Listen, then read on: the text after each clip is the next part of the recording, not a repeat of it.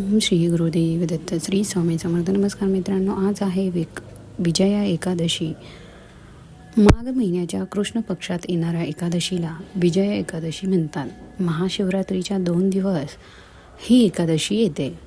विजया एकादशी ही प्रत्येक वर्षी महाशिवरात्रीच्या 2 दिवस आधी साजरी केली जाते.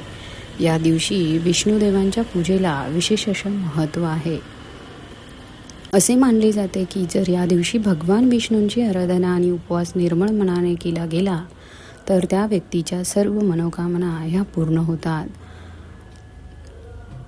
विजया एकादशीच्या दिवशी विशेष काळजी अशी घ्यायची की व्रताच्या संध्याकाळी भगवान विष्णूंची आरती आणि पूजा केल्यानंतरच फराळ करावा. रात्री झोपेऐवजी परमेश्वराची स्तुती करा. उपवास सोडण्याच्या आधी दुसऱ्या दिवशी ब्राह्मणांना भोजन द्या. ते शक्य नसल्यास गाईला नैवेद्य द्या.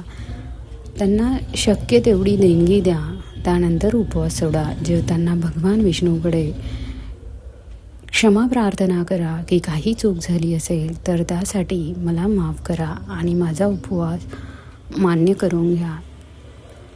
पौराणिक कथेनुसार स्वतः मर्यादा पुरुषोत्तम श्रीरामांनी लंकेवरील विजयासाठी विजया एकादशीचा उपवास केला होता. म्हणून या एकादशीला विजया एकादशी नाव देण्यात आले. त्याचबरोबर पुराणानुसार विजया एकादशीचे व्रत केल्यास आयुष्यात कोणत्याही गोष्टींचा तुटवडा हा जाणवत नाही. सोबतच मोक्षप्राप्ती देखील मिळते. या व्रतामुळे वाईट दृष्टी लागत नाही असे देखील म्हटले जाते. आपल्या मनात नेहमी भीती आणि नकारात्मकता असेल तरी हा उपवास केल्याने आपल्यातील नकारात्मकता नाहीशी होत असते.